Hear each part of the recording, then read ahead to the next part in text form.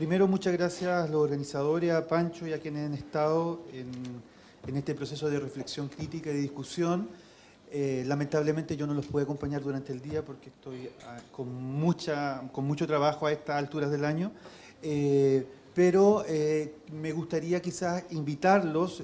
Pancho me estuvo conversando algunos de los temas o de reflexiones que han estado realizando durante el día, y yo quisiera comentarles antes de la presentación que mi ámbito de trabajo, mi trayectoria tiene que ver básicamente desde construir una reflexión crítica a los modelos de heteronormatividad, desde tanto la reflexión crítica como desde el activismo. Yo he sido parte de la articulación del movimiento homosexual en Chile desde los años 90, y he participado también de la construcción de espacios, digamos, críticos desde las relaciones en la cultura, básicamente en la cultura.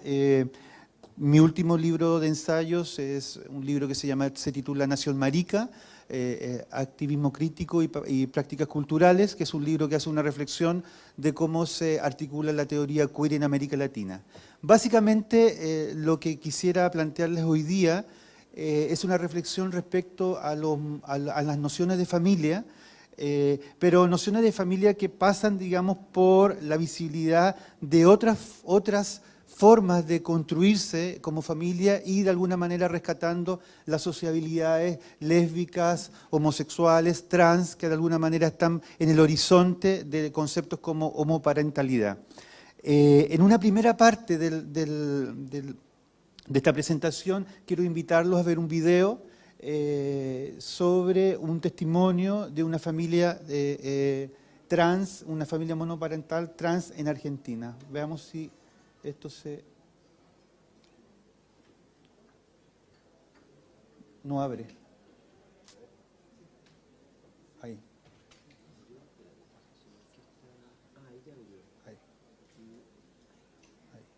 La familia es un grupo de personas que se quieren el uno al otro y que cuando uno se siente mal, el otro está al lado ayudándolo para que se sienta mejor. Esta es mi familia. Yo soy Gastón, tengo 13 años y cumplo el rol de hermano mayor.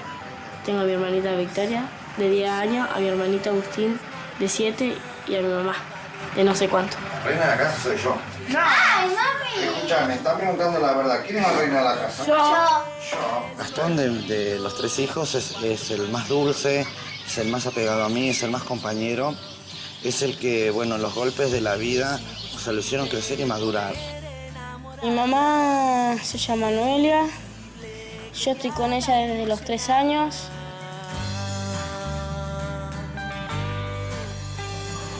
De mi mamá es algo común que se ve por todos lados, pero ella no es como las otras chicas.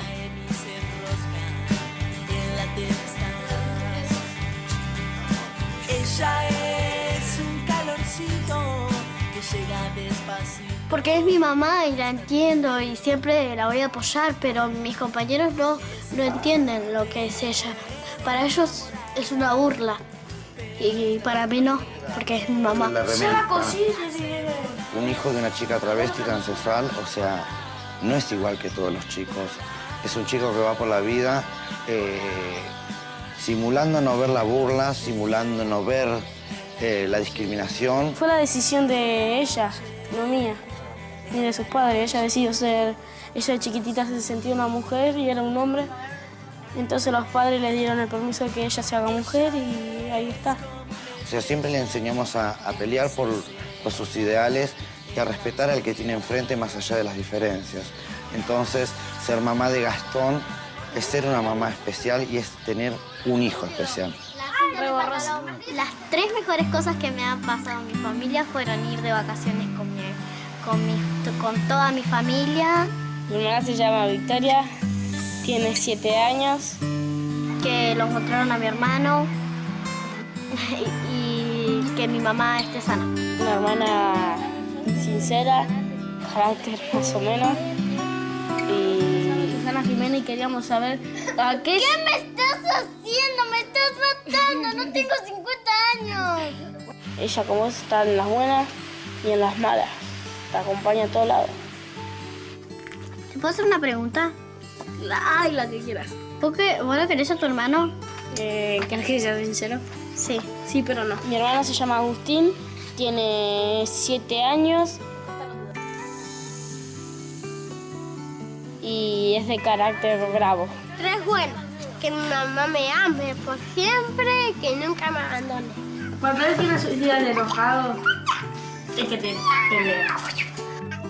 La segunda es cuando yo estoy mal, mi mamá me cura, me hace mejor. Cuando se levanta de buen humor, es compañero, está al lado tuyo, juega, hace todo. Que cuando yo me pierdo en la costa, ella nunca me va a dejar, me va a buscar hasta que me encuentre.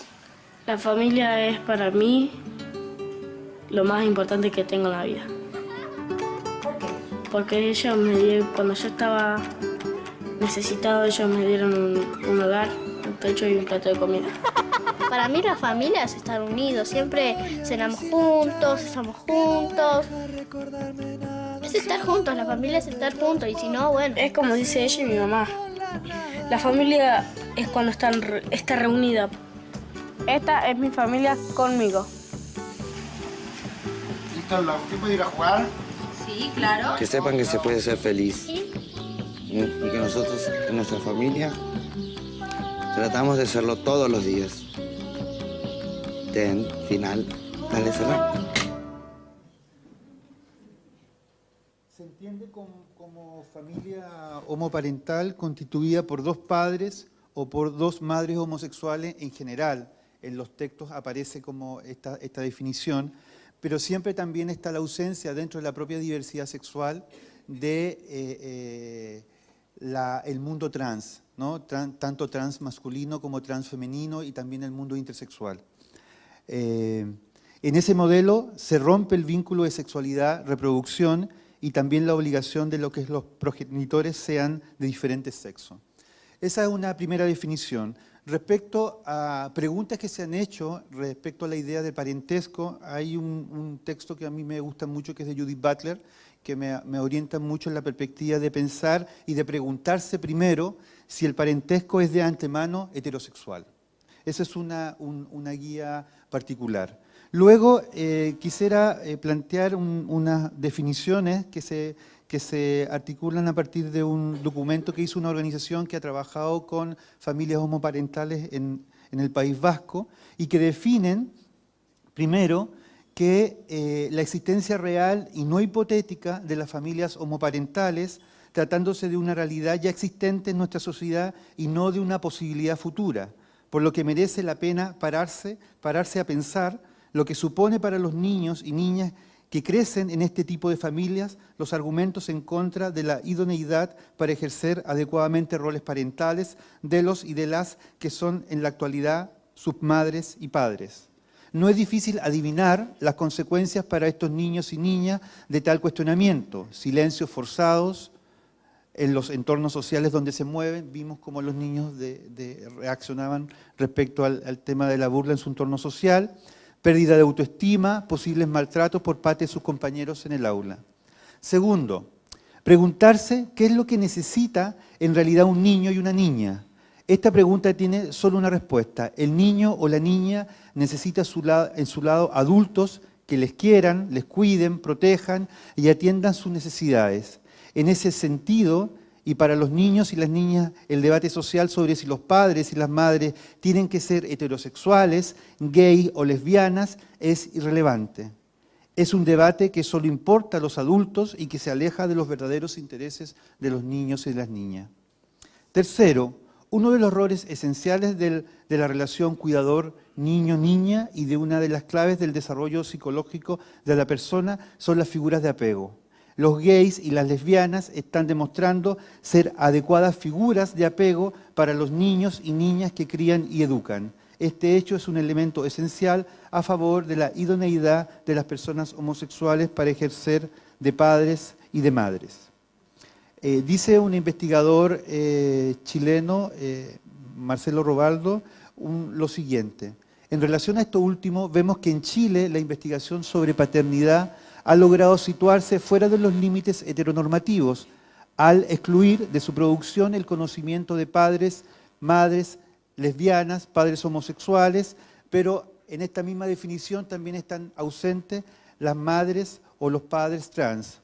El hecho es que en Chile hay casos de padres homosexuales que han reclamado con éxito la tuición de sus hijos y, sin embargo, la investigación sobre masculinidad y paternidad no les presta ni les ha tomado mucha atención, cierro comillas. Entonces, por una parte está este escenario, esta situación, y me gustaría complicar aún más la escena respecto, primero, al planteamiento de, como dice Judith Butler, que hacerse la pregunta respecto si el parentesco es de antemano heterosexual, y como vemos acá, aquí efectivamente en la práctica, en lo real, ni siquiera en lo teórico, hay sociabilidades que efectivamente están negando o están construyendo otro tipo de familias que no pasan por el formato heteronormativo. Y en ese sentido, ahí hay un debate respecto a cuáles son otros tipos de parentesco que no participan del formato de la matriz heterosexual normativa. En otro campo, también de trinchera ya política, está el campo de la demanda de matrimonio igualitario que se está dando en Chile y también con el acuerdo de vida en pareja. Y aquí en ese sentido me gustaría hacer preguntas para también hacer mucho más complejas las definiciones respecto a los nuevos parentescos, si coincide o no con las demandas políticas del movimiento homosexual. Y el debate político activista actual sobre el pacto de unión civil y por consecuencia del matrimonio igualitario en Chile, pone al centro la reflexión crítica sobre temas fundamentales más allá de las demandas particulares de las minorías sexuales. La fuerte influencia del movimiento de mujeres, los feminismos, los movimientos de derechos humanos, los movimientos que cuestionan la masculinidad hegemónica y los derechos sexuales y reproductivos, plantean, junto con diferentes miradas políticas, nuevos momentos para discutir los derechos civiles y el matrimonio igualitario. Arman un contexto complejo, no solo por el hecho de que algún activista homosexual manifieste el sí o el no matrimonial o su acuerdo con las uniones civiles, sino que más bien respecto a tensiones mayores que intentaré explicitar en el desarrollo de esta intervención. No podríamos comenzar a discutir el matrimonio igualitario si no pensamos en algunas de las tensiones o categorías que transitan por el cuerpo-poder, las legitimidades sociales, lo universal, lo biopolítico y las violencias institucionales. Me parece poco afortunado discutir sin tener en cuenta los contextos de muchos de los temas planteados en el terreno de los derechos sexuales o directamente de los derechos humanos. Es imposible pensar en Chile que, mientras se denuncia la violencia ejercida hacia las mujeres, con decenas de asesinatos anuales, no se entiende el sistema cultural hegemónico que sustenta dicha violencia masculina institucionalizada. Por lo mismo, respecto a la demanda homosexual en Chile, quisiera fijar algunas preguntas. Estas preguntas en realidad son bastante provocadoras para el tema de la demanda homosexual, les advierto. Si el modelo de convivencia heterosexual más universal, matrimonio, es un modelo institucionalizado y naturalizado por las instituciones, iglesia, Estado, escuela, que sigue ejerciendo una violencia simbólica con todos sus procedimientos jurídicos y normativos que lo sustentan, formato que impide que las mujeres se sientan realmente empoderadas en sus derechos, todas ellas realidades que se expresan en agresiones constantes dentro del matrimonio, tanto psicológicas como físicas. ¿Por qué este modelo de convivencia legalizada e institucionalizada puede ser un marco de referencia para las comunidades gay, lésbicas y trans? Es una primera pregunta. ¿Cómo se podría aspirar a un modelo de convivencia institucionalizada que deja fuera las propias subjetividades minoritarias tensionadas siempre por el poder social, cultural y estatal? Si aspiramos a una legitimidad universal en los mismos términos del régimen político heterosexual, ¿no estaremos dejando nuestros cuerpos en el closet para volvernos legibles y productivos finalmente? Cuando me refiero al modelo heterosexual más institucionalizado, matrimonio hegemónico, excluyo las diversas formas de construir otras familias y núcleos afectivos que no responden al modelo institucional como tal. Marco referencial que en Chile no expresa la diversidad de las familias otras, madres solteras, amigos, amistades sexuales permanentes, gays, lesbianas, trans, intersexuales, y su red de amigos, su red de examantes, familias monoparentales y una infinita y larga opciones de diversidad que no se presentan legítimas en el espacio de lo público.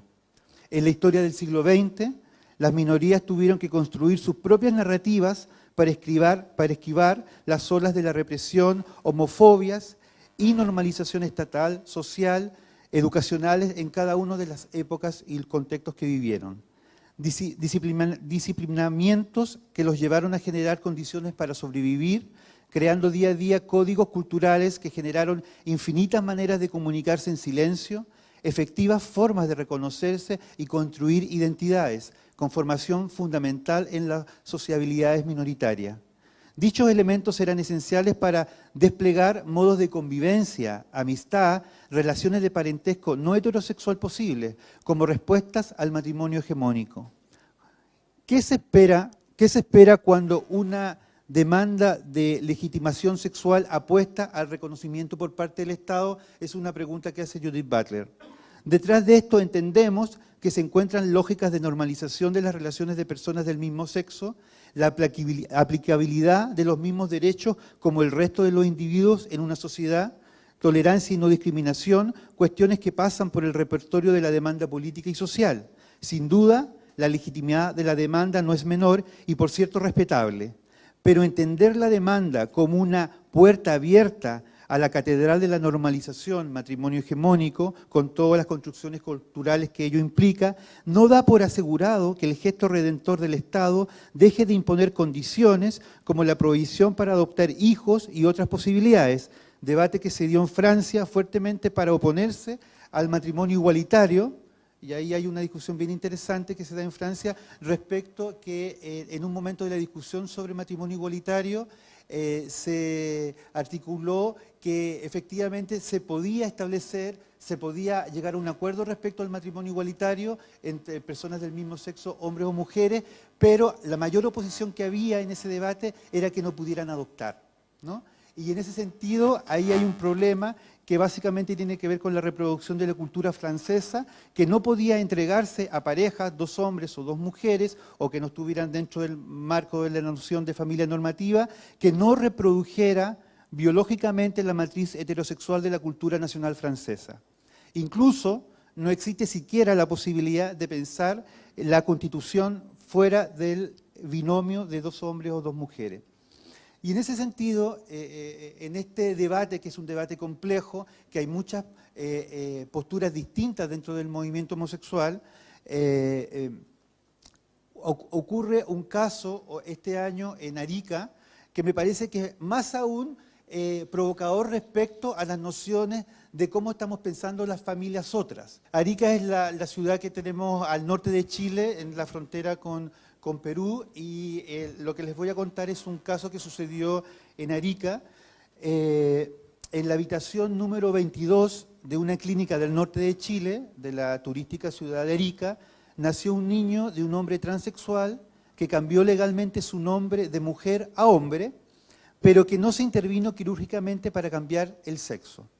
Así fue como los medios chilenos, o con más o menos conocimiento del tema, informaron de la noticia que hizo tambalear las ideas comunes de lo que se entiende por categorías de hombre, de mujer y de familia en la sociedad chilena.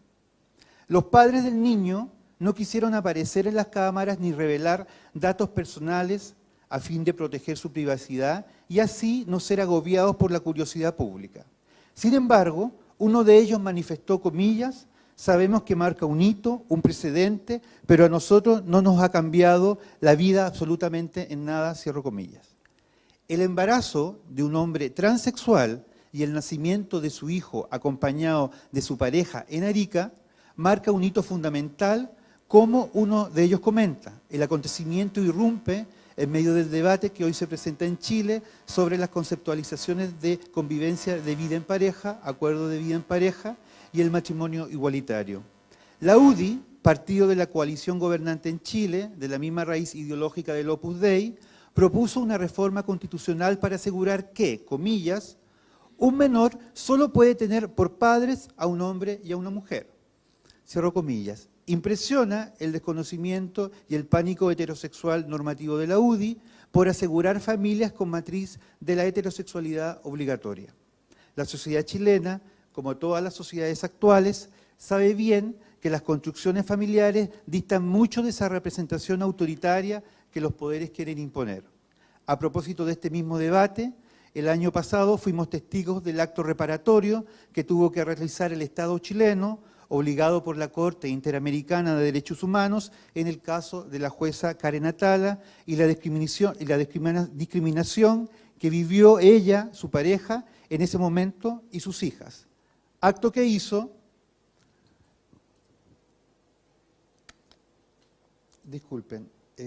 acto que hizo justicia respecto a la legitimidad de dos mujeres lesbianas para vivir con sus hijas. Sin duda, el horizonte se problematiza una vez más con las diversas formas de hacer familias, convivencias múltiples, de vivir los afectos y sexualidades de muchos grupos de la sociedad.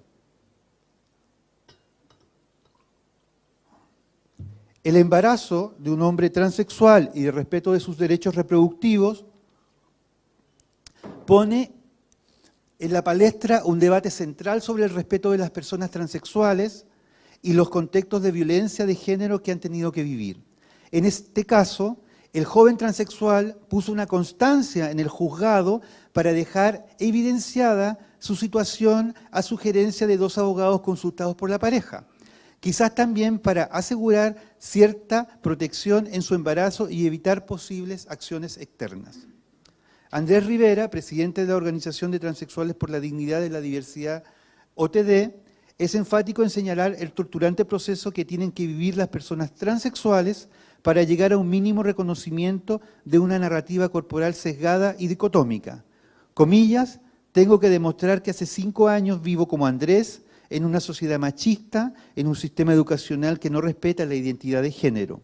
Luego tengo que tener un certificado psicológico, una certificación psiquiátrica que diga que soy trans, un tratamiento hormonal, hacerme una mastectomía, sacarme las glándulas mamarias, la histerectomía, sacarme los ovarios, o sea, quedar estéril. En mi caso, logré demostrar que psicológicamente era un hombre. No me hice la operación de la readecuación sexual, o sea, no tengo pene sino vagina. Caso distinto al caso que comento en Arica, donde efectivamente esta persona transexual masculina no se hizo la operación y por eso efectivamente quedó embarazado.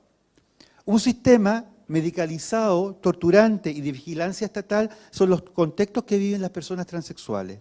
En Chile no hay ley de identidad de género y recién este año hay una comisión del Senado que ha dado luz verde para la discusión de proyectos presentados en el Congreso para legislar respecto a la regulación de las convivencias que incluirían a personas del mismo sexo, un paso inicial, dicen algunos, para llegar al matrimonio igualitario. En el debate al que se enfrentan hoy los movimientos de diversidad sexual y de disidencia, va más allá de una legitimidad respecto a la igualdad de derechos. Exhibe una discusión que podría catalogarse como la madre de todas las batallas, es decir, el reconocimiento de todas las formas de vivir como familias diversas, reconocimiento integrador, no discriminatorio ni heterocentrado, reconocimiento que está a la base de cómo pensamos una sociedad democrática. Judith Butler hacía una interesante pregunta en un texto muy conocido respecto a si el parentesco es de antemano heterosexual. En esa lógica, la dimensión cultural de la batalla que libran diferentes comunidades frente a las sociedades hegemónicas es un elemento que no debemos dejar de lado. La pregunta de Butler es pertinente para cuestionar las bases mismas de las sociedades donde vivimos, la heterosexualidad impuesta, condicionada y naturalizada culturalmente. La diputada UDI, Mónica Salaquet, señalaba eufóricamente que, comillas, los niños y niñas son concebidos por hombres y mujeres, cierre comillas. Énfasis que a estas alturas pone de manifiesto la pérdida de sentido y el poder de convicción que la institucionalidad requiere para reafirmarse constantemente. Lo paradójico del contexto chileno ha sido que los acontecimientos y la vida social rebasan las bases de las institucionalidades. El caso de una pareja lésbica que durante este año acudió al registro civil para exigir el reconocimiento jurídico del rol de madre de los 2 hijos de su pareja, una de ellas había sido madre por fertilización asistida, vuelve a cuestionar las bases del sistema. ahí en ese caso no se asumió de alguna manera esa demanda que ellas pedían de ser efectivamente tutoras las dos con los roles de dos madres. La situación planteada por Alexandra Venado y Alexandra Gallo interroga sobre los modelos tradicionales que la sociedad entiende como madres o como padres legítimos y aceptados socialmente. El nacimiento de un niño, de un hombre transexual, expresa la libertad y la autonomía que deberían tener todas las personas o todos los cuerpos que no pasan por el régimen de elegibilidad social que el propio sistema impone. Cuerpos donde el guión social se enfrenta a territorios resignificados, masculinidades femeninas, transexualidades masculinas o femeninas, o construcciones variadas de la identidad de género y de orientaciones sexuales que no gozan del estatus normativo hegemónico. Intersexualidades que desafían las políticas de regulación que el poder requiere para construir una narrativa leíble de los cuerpos y de las propias vidas. Finalmente, queda mucho todavía por interrogar, no solo respecto a las exigencias jurídicas o las posibles legitimidades exigidas al Estado, quizás la pregunta posible sea ¿cómo hacemos visibles las ficciones reguladoras de los cuerpos, de las vidas, de las biografías de las personas que nunca han sido parte del sistema o han sido borradas por una gramática universal de los cuerpos en que la sociedad heterocentrada en que vivimos?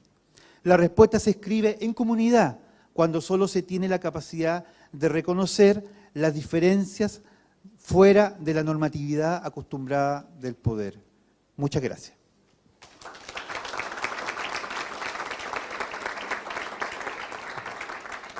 Entonces, si quieren algún comentario, alguna pregunta, no sé si tenemos los minutos. Okay.